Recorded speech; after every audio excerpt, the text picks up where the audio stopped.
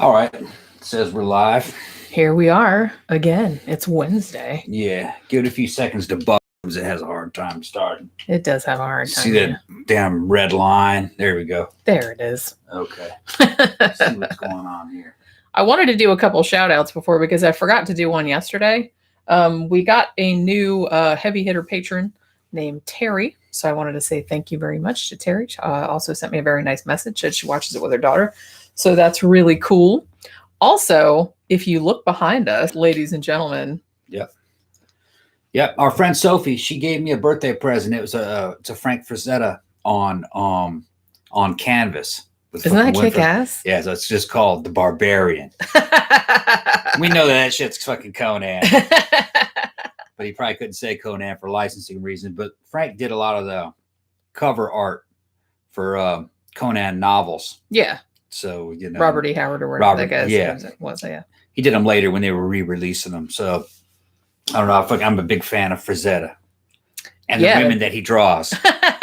And the dude fucking super heroic. Everything was like heroic and it's just. Roided to the max. Yeah, they kind of are. Not all of them, but everybody is like, I don't want to say superhuman, but damn near. Yeah. Damn. And it's just pictures of humans doing what they do best.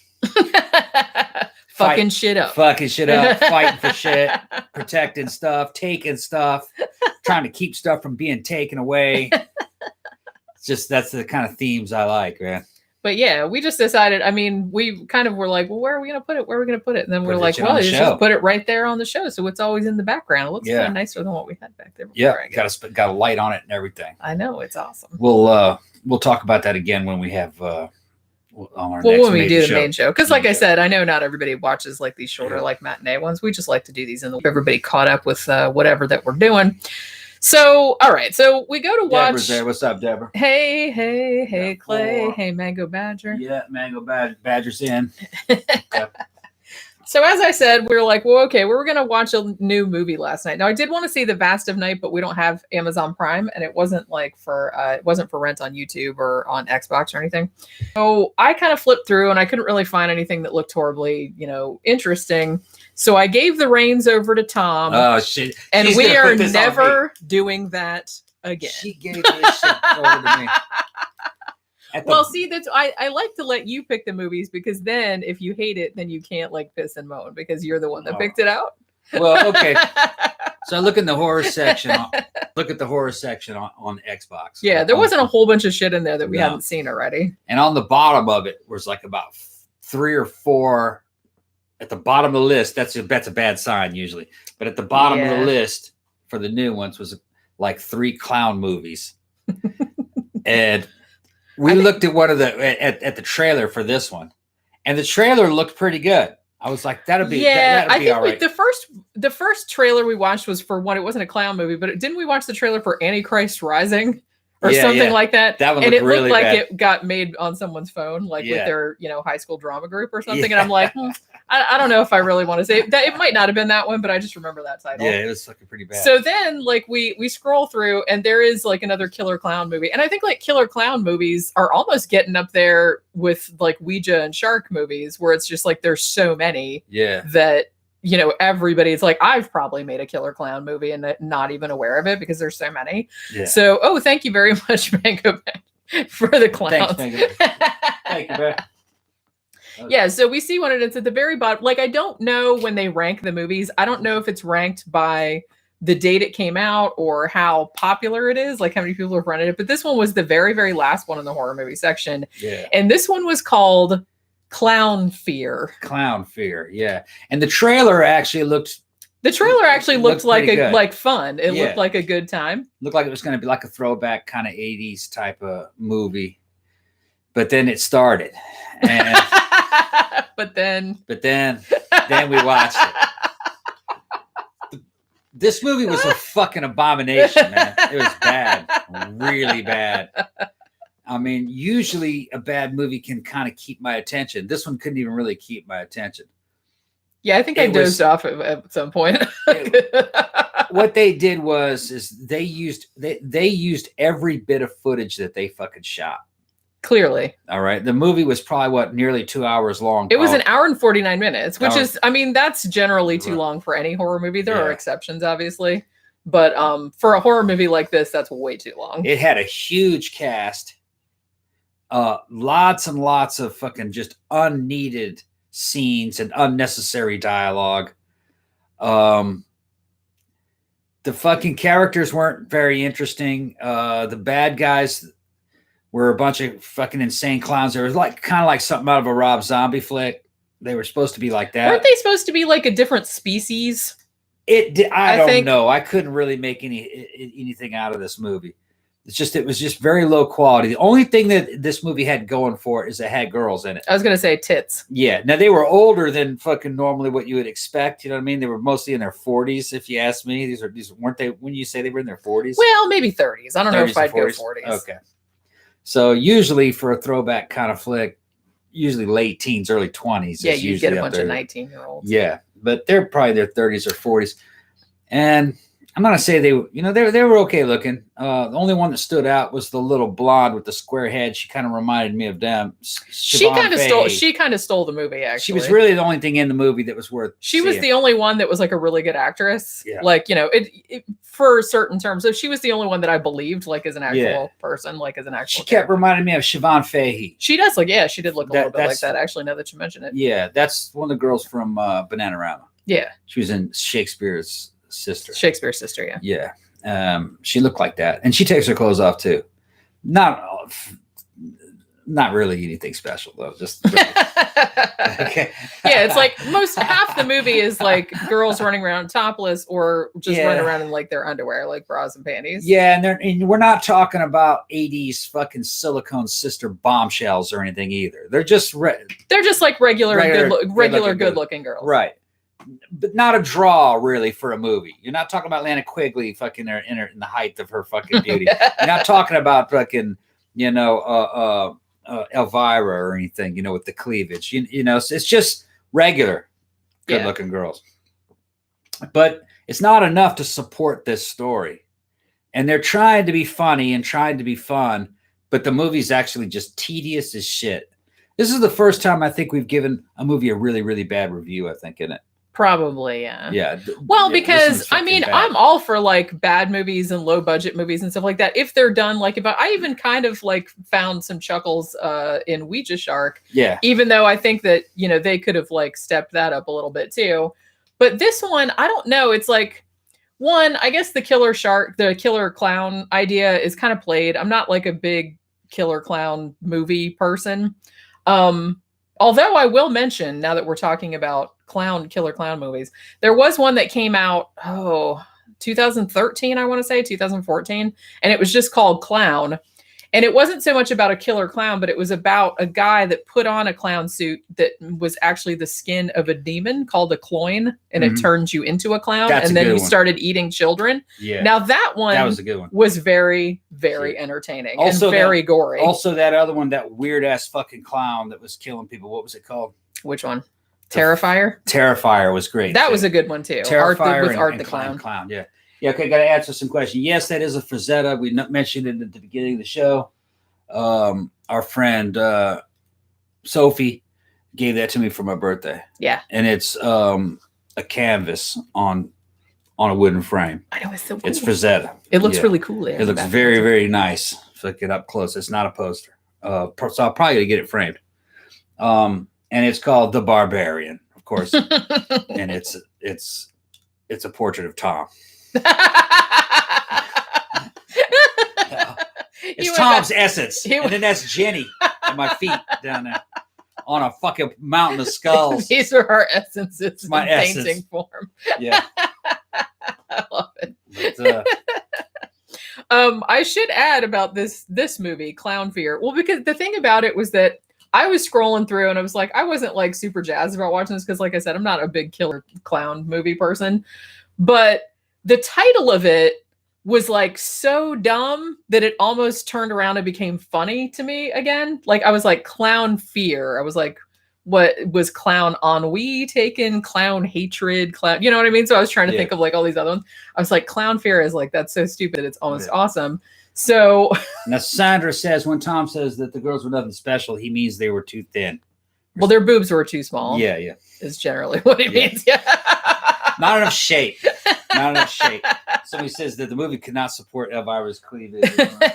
But yeah, I like a full kind of hourglass figure, big legs, big boobs. You know, big I like booty. Frazetta girls. Yeah, big. Like just go look at Frank Frazetta's paintings, and that I think people should look like that. Actually, yeah, the men too. Yeah. Nice big round biscuit buns, you know what I mean? Yeah, go look at Frazetta women. But yeah, so let's talk a little bit. You know, here's a fun fact. When I actually read a couple reviews of this movie, was that the girl that played the main character, the one with the wedding dress, I think her name was Carly or something like that. That woman was one of the co-screenwriters, and she wrote it with someone else who directed it. She didn't direct it, but she was she wrote the script. So what the premise of this movie is there was a premise to this movie? There was indeed. Okay. There's a premise to pretty much every movie. Was that you got this woman named Carly, who's the main character, and she is at this Las Vegas, one of those cheesy Las Vegas wedding chapels, and she's marrying her kind of, greaseball boyfriend or whatever. And there's a best man there. She's got 3 bridesmaids. The groom to be is being kind of like a dickhead, calling all his, all his wife to be's friends sluts and all this stuff. So I'm like, that seems a little counterproductive, but whatever. And then the dialogue's very clunky. It is. And it's then he misinterprets some text that she got sort of. And then it's you bitch, you cheated on me. And then they break up. And then, so the girls all take off across the desert to go to some spa to get over their grief or whatever. And they end up at this motel called the Clown Inn, where everything is clown themed, as you would expect, because that would be weird if it was called the Clown Inn and then it had another theme. This is about the time I'm mentally starting to check out of this movie. Well, I think it was because, honestly, the opening scene with the clown people. Yeah. And that was even too much. Well, because I think it was too over the top. It seemed too try hard. Everyone seemed like they were putting on funny voices or funny badass kind of voices or something. Yeah, it's just horrible. Do you know what I'm saying? Horrible acting. And they're showing the villains right off the bat. You should never do that in a movie. That's like showing the shark in the first scene. Don't do that. Yeah, there's the shark. Movie's over. And really, they gave the villains too much screen time, and because they're not great characters, really. So the more they're on the screen, the less menacing they are. Yeah, they're not menacing at all, actually. Well, no, not really. It's just a bad movie. And like you said, I think the problem too. I mean, well, it has a lot of problems, but is that the scenes just go on too long. They're too long. The edit, like I said, they used everything that they shot, and it had a huge cast, which makes me think that we put everybody's friend in the movie, and we couldn't cut all their scenes out. So everybody got a scene. The scene was a little too long. Most of the scenes didn't mean anything to the story. They didn't have to be there. The movie really should have been trimmed down to about 35 minutes, 40 minutes. It should have been a short film. Should have been a short film. Which, it might have been more enjoyable that way. Right. There were, honestly, it's kind of like... Grand finale actually looked like a movie. That's what I was thinking. It didn't seem to get good because it seemed like the last part of it, where they had the circus with all the people there and the knife throwing and stuff. It's it seemed like that was kind of the whole... where they put most of the effort, and then they tried to make a movie around that, those set pieces and that set. And that's what the trailer was. Yeah. So that's how they got you into the movie. That's how they fooled people. Right. But yeah, that's the thing. It's so I'm talking about this woman who goes, through the whole movie in this, wedding dress that makes her boobs look all saggy. And she's so the scene they did not understand the art of the boob. You gotta. Oh no, I'm not gonna. You gotta be a fetishist. The scene in the wedding chapel, which is clearly just a room that they've made to look like a cheap wedding chapel. It's they were trying to make it funny. They were trying to the guy that was playing the priest he looked a little bit like Pat. I thought it was Pat Sajak for a second, but I guess it wasn't. It looked kind of like Pat Sajak.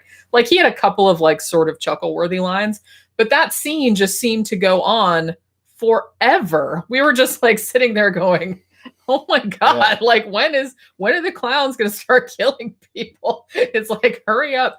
But you know what I mean? And then, there'd be scenes like, when the guy, like the groom, like, goes after, like after he finds out that she wasn't cheating and all this other stuff. So he goes like after them to find them. And then like, there's this whole scene where like his best friend gets killed, or, the groomsman or whatever. And then like, there's just this scene of him like, swearing like in the desert that's like faded into one of those, like, I'm gonna get him. And that just goes on forever too. Yeah. Every scene, every scene has way too much dialogue in it. If it's something that can be resolved in about 4 sentences between 3 people, they're going to stretch that shit out to about fucking 10 sentences for 7 people. Too much of it was in the daytime. Too much fucking talking. Yeah. Too much of it was in the daytime. Movies are about showing, not talking or telling.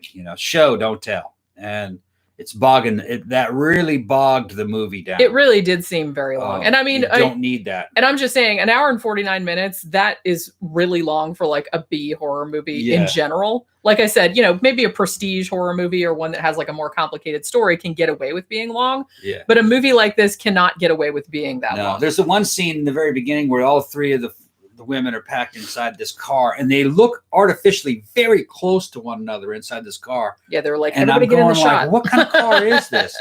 And I'm, it's being shot from the hood, and I've realized that's not a real car. That's either that or they're just it was either a fake car. It was just like a really tiny car, and it wasn't moving. Yeah, and it wasn't moving. And then behind them, in the rear fucking window, you just see a white cloth with a light shining on it. There's no moving background. Well, somebody, I didn't notice this because, like I said, I kind of was like, half paying attention to something else at the same time. But I read another review of it, and somebody mentioned not that scene, but the scene where the groom and his friend were in the car. Yeah.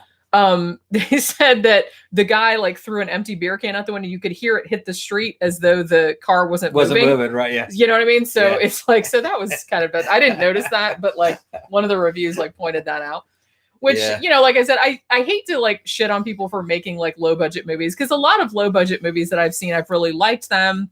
And, it seems like you can do a lot with a low budget, kind of if you know what you're doing. But I do feel like this wasn't one, like I said, I'm kind of over the whole killer clown thing. Yeah. And I'm not saying that a good movie couldn't be made from that premise. But I just think there was too much other stuff, like too much extraneous stuff going on. There were too many cast members too, which I think just everybody's friends were in it. Yeah. And I don't think anybody was a professional actor.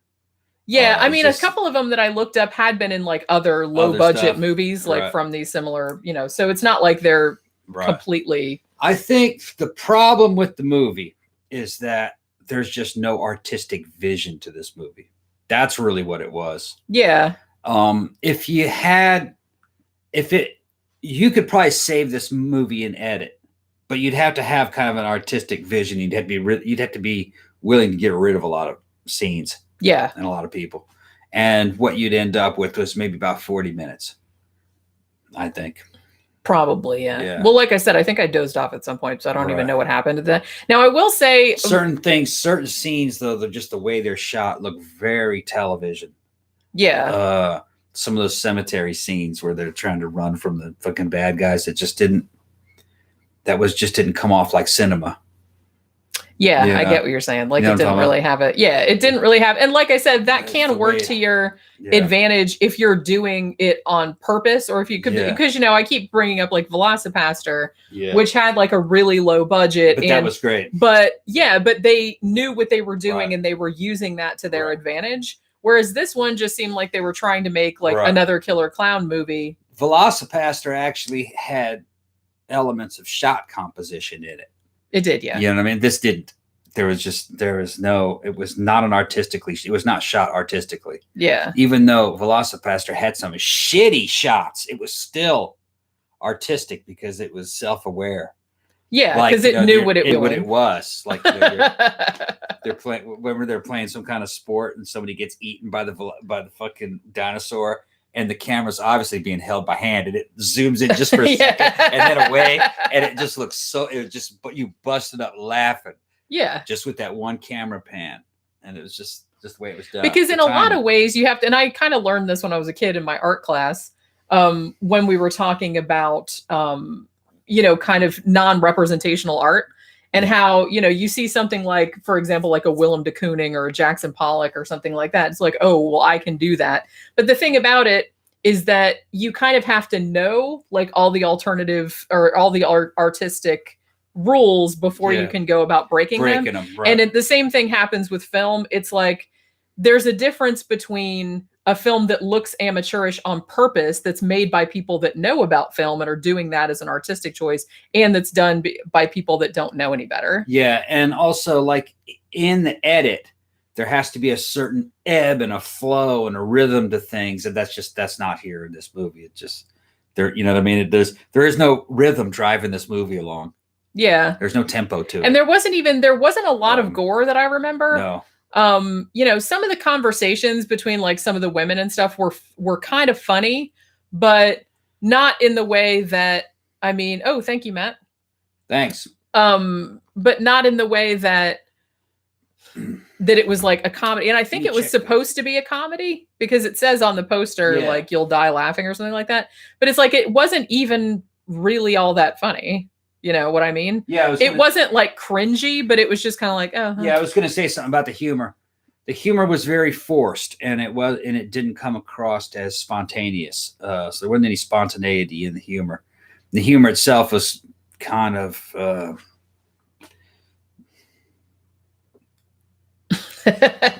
Yeah, what's a good word? I can't really think of the word. I know what you're getting at, but I can't really like. Kind of. Childish humor. Yeah, I guess that's not exactly right, but what's a good word? We're kind of sophomoric, kind of. I don't know. Just it wasn't very clever. Yeah, the one thing mundane. The one thing I will say that I did like was the design. I don't know if this is a real place that they shot at. I hope it isn't.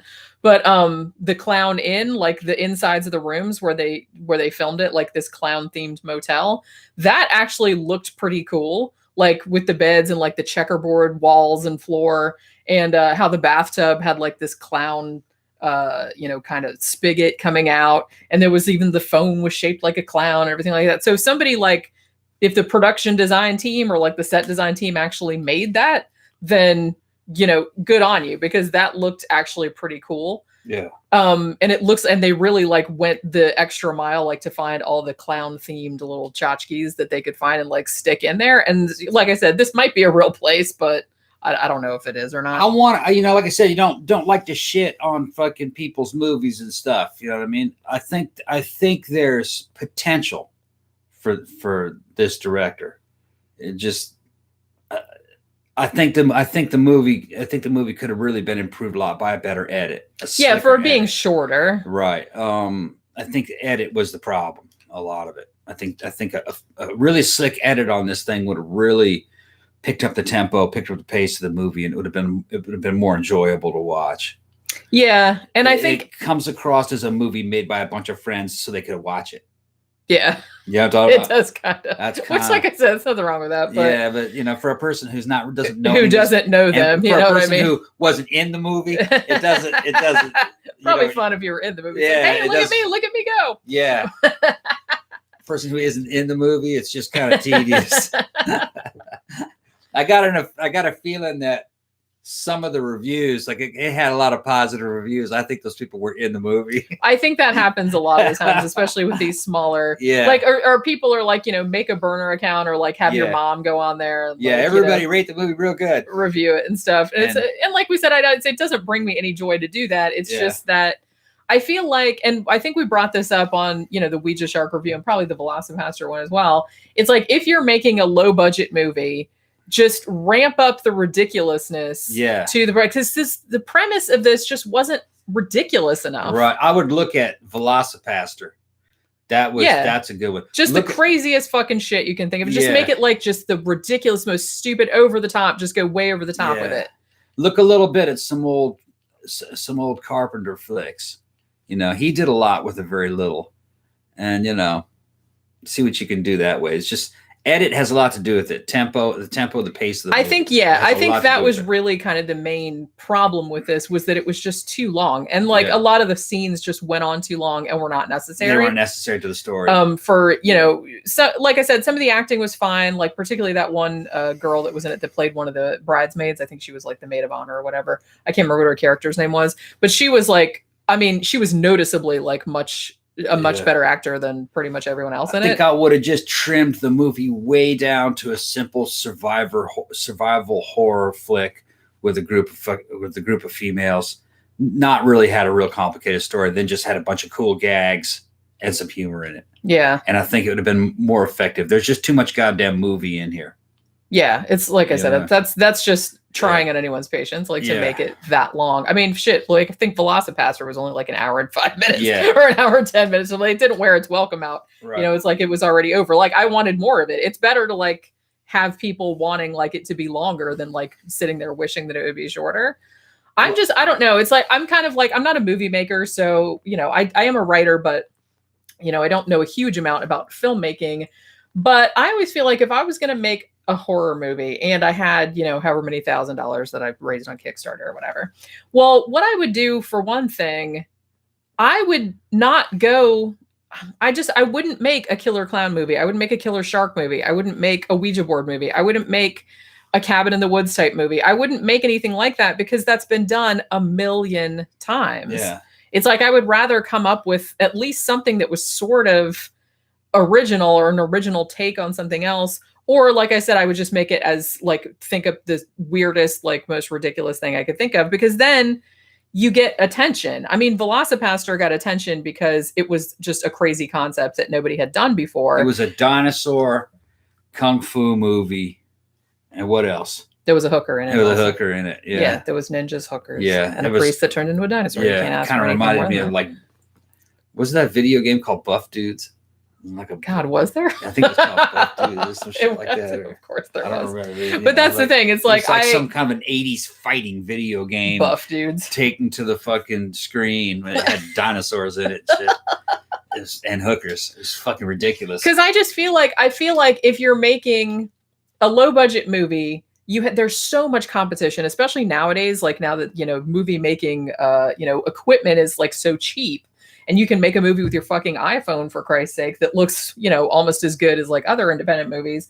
So I just feel like, why on earth would you waste, have $35,000 or however much, the movie costs to make? Why would you want to make another killer clown movie? Why would you want to make another demon possession movie? It's not going to stand out because everybody and their mother has already made one of those. Yeah. And it's like, unless you have a new angle on it, which I guarantee that you probably do not, because everything has pretty much been done.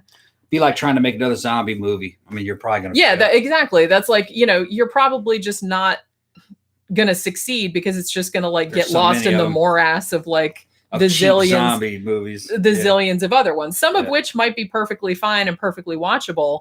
But if you want something that is just going to rise above the pack, you either have to make something really original or you have to make something so fucking wacky and funny that people are just going to take notice of it right away. Yeah, and you have to have a comedian involved in that, someone who can write humor.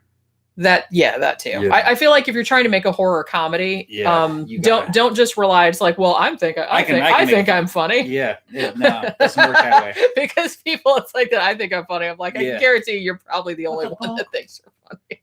Yeah. But it's like, you run the shit by some other people, like some actual funny people before you go into that. So, oh my goodness, Spooky came in. She's like busting out. All right. I don't really have any more to say about it. Yeah, I can't recommend it. It's not even like one of those, so bad it's good type of things. Because like I said, the premise of it just isn't crazy enough.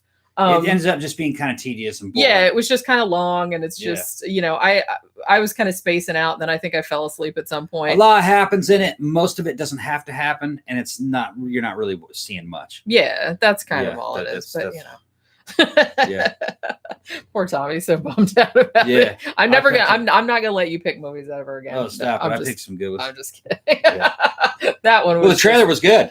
It was. Which tells me the edit had a lot to do with it. Yeah, because the trailer actually looked like it might be like a decent movie. Because I thought it was going to go, like I said, like maybe like a Rob Zombie direction, or I thought it was going to go like that movie that was just called Clown, about the clown demon, which that would have been awesome because that was a really good movie. I thought it was going to be kind of like that horror movie we saw where they were at that horror theme park.